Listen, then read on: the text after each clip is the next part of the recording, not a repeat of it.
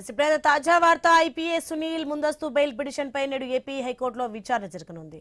Raghuramakrishnaraju custodial torture కేసులో Nagarampalem PS లో సునీల్ పై case నమోదైంది. ఇక ఈ కేసులో ముందస్తు బెయిల్ ఇవ్వాలని సునీల్ పిటిషన్ దాఖలు చేశారు. ఆ పిటిషన్ ను నేడు హైకోర్టు విచారించనుంది.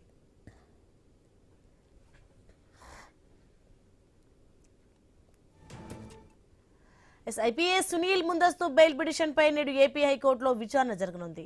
రఘురామకృష్ణరాజు కస్టోడియల్ టార్చర్ కేసులో నగరం పాలెం పిఎస్ లో సునీల్ పై కేసు నమోదైంది. ఈ కేసులో ముందస్తు బెయిల్ ఇవ్వాలని సునీల్ పిటిషన్ దాఖలు చేశారు. ఆ పిటిషన్ ను నేడు హైకోర్టు విచారించనుంది. రైట్, ఇదే అంశానికి సంబంధించి మరింత సమాచారం మా ప్రతినిధి హరీష్ ఫోన్ లైన్లో అందిస్తారు. హరీష్, ఐపీఎస్ సునీల్ ముందస్తు బెయిల్ పిటిషన్ పై నేడు విచారణ జరగనున్నట్లుగా తెలుస్తోంది. దీనికి సంబంధించి అప్డేట్స్ ఏంటి?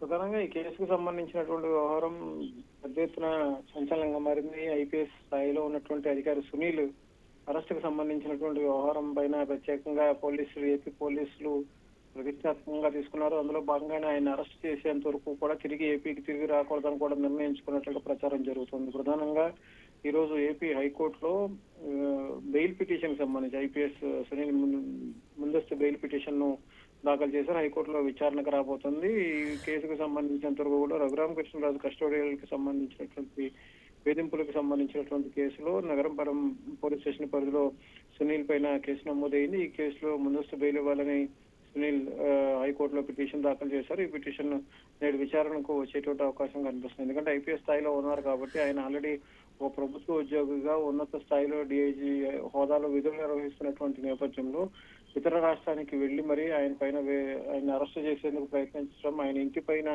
ఆయన ఇంటిలోకి చొరబడేందుకు ప్రయత్నం చేయటం కూడా ఐపీఎస్ కు సంబంధించినటువంటి ఉన్నత స్థాయి అధికారి ఇంటికి వెళ్లేటువంటి ప్రయత్నం చేయటం, ఆయన అరెస్టుకు సంబంధించినటువంటి వ్యవహారం పైన కూడా అధికారులు వ్యవహరించినటువంటి తీరు, ఏపీ పోలీసులు వ్యవహరించినటువంటి తీరు పైన అభ్యంతరాలు వ్యక్తమవుతుంది. ఈ కేసుకు సంబంధించినటువంటి వ్యవహారంలో ఇప్పటికే సునీల్ కీలకమైనటువంటి ఆరోపణలు కూడా చేసినటువంటి పరిస్థితి. ఎందుకంటే ఈ కేసులో జగన్ తో పాటు ఇతర కీలకమైనటువంటి నాయకుల పేర్లు చెప్పాలని చెప్పి కూడా వేధింపులకు గురి చేస్తున్నారు.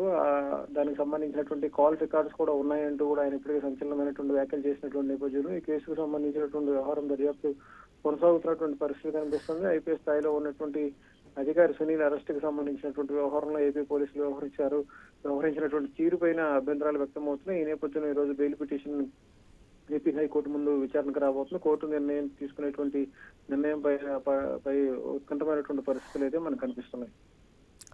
Right, thanks for the information Harish.